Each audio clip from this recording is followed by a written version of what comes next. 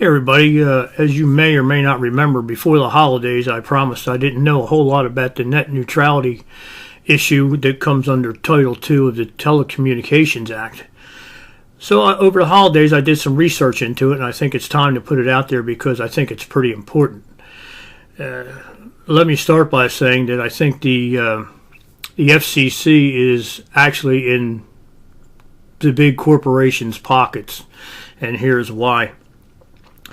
Basically, what would happen once net neutrality is repealed, which it has been at this point, is that your internet service providers can start to control not only the content that different providers put onto their networks, into their systems, but also they can break it out so that you can get some things and you can't get other things, like maybe YouTube, or you can't get other streaming services.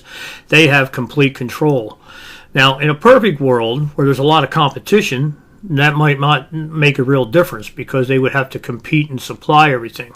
But what's happened here in the real world is the fact that we're down to maybe 3 or 4 major providers, ISP providers. So they have control on the content that we see on both sides, what's coming in and what they want us to see. So that, to me, is a bad thing. And just to give you some examples, back in 2005 in North Carolina, the ISP there blocked Vonage voice over IP calls because they had landlines and more people were using the voice over IP. So they took that privilege away. And that's one of the things that caused the net neutrality issue. And also in 2005, Comcast throttled back file sharing applications. So they wanted to control who could upload files to what service and so on and so forth. So it's the net neutrality issue is a big issue, and it really does show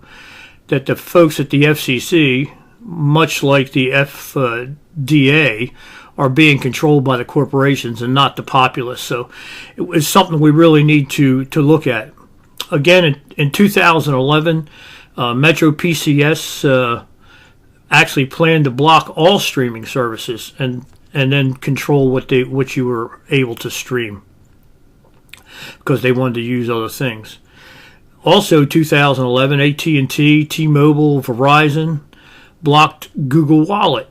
Yeah, we get that one now. So now there's some things behind that, and you can look all this stuff up on the internet. It's out there. So it's what I'm going to do after this. I believe that the net neutrality law should stay in Title II of the Telecommunications Act. I'm going to say it again, Title II of the Telecommunications Act.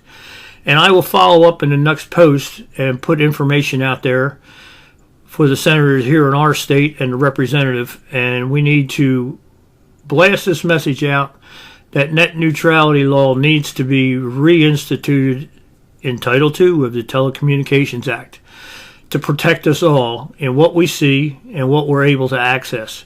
Otherwise, we're going to be controlled down to the point where if basic services might be provided, but if you want, say, YouTube, you're going to have to pay extra, or if you're going to want to do Google search, you're going to have to pay extra, or no matter what it is, it could happen depending on what the bottom line profits of these large corporations are. Now, like I said, if it was smaller companies in an area competing with one another, it probably wouldn't be a big issue. But with only 3 or 4 of the big players buying up all the little guys, we got a monopoly going on here. That net neutrality law needs to be put into place. So everybody, please pass this around, and please contact your senators and representative in your state and put some pressure on the FCC to put this back into play. Thanks.